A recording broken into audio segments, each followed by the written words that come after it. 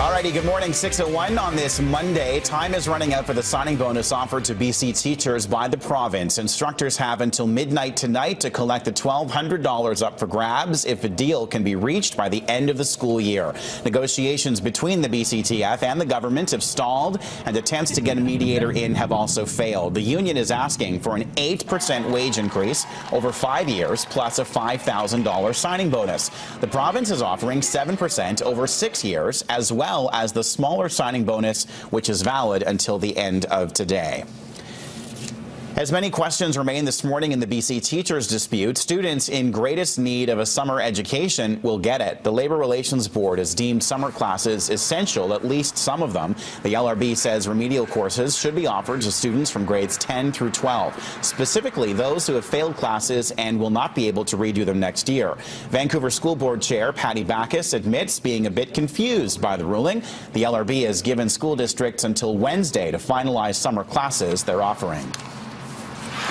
As a 90-day cooling-off period gets closer to an end, unionized truckers held a meeting on Sunday. Container truckers are voting on pay structure as wages remain a big issue with drivers at Port Metro Vancouver. The director of the United Truckers Association says mediator Vince Reddy has sent a questionnaire to all stakeholders in the industry on how they think they should be paid. We'll have the results right away, but we will be sharing that information only with Mr. Reddy. So that's not something that we're sharing with any other party. So we're having these results as a hard copy to back us up when we have our submission of our report on behalf of the whole membership. Well, Gino Odjick may be fighting for his life, but he's not doing it alone. Hundreds of fans have conveyed their love and support for the former hockey tough guy.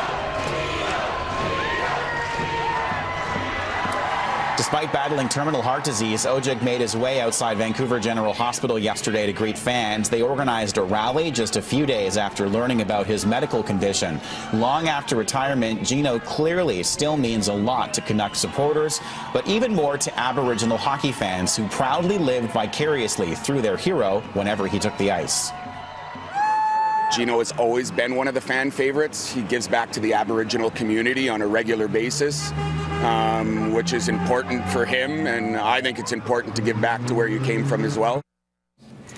Gino's condition is rare, and according to doctors, it's usually fatal. There's no apparent cause or cure. In a letter to Canucks fans last week, Odjick said he may only have months or even weeks to live.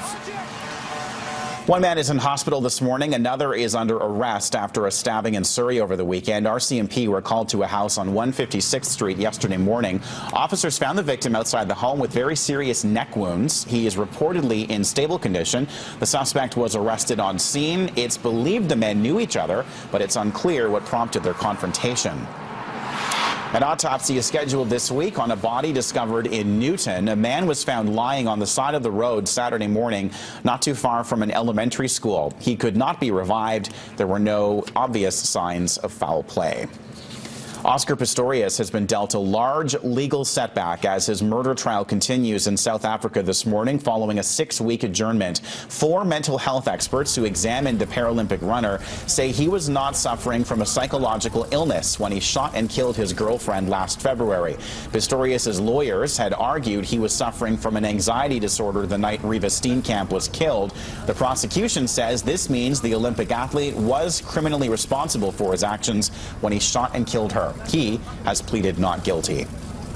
What some are calling a slimmed-down Mayor Rob Ford is expected to return to Toronto City Hall this afternoon after 2 months in rehab for alcohol abuse. Ford is expected to speak with reporters in his office today. He's been a largely symbolic mayor since City Council stripped him of most of his power last fall. A letter sent to the city clerk's office indicates Ford plans to resume his duties at work. He has already been spotted in Toronto posing for photos at a local clothing store. I can just tell you that Rob's positive, and he's looking forward to coming back to the people of Toronto that elected him, and he's going to be continuing to work hard for the taxpayer. The weekend weather may have been a bit spotty, but the entertainment was anything but.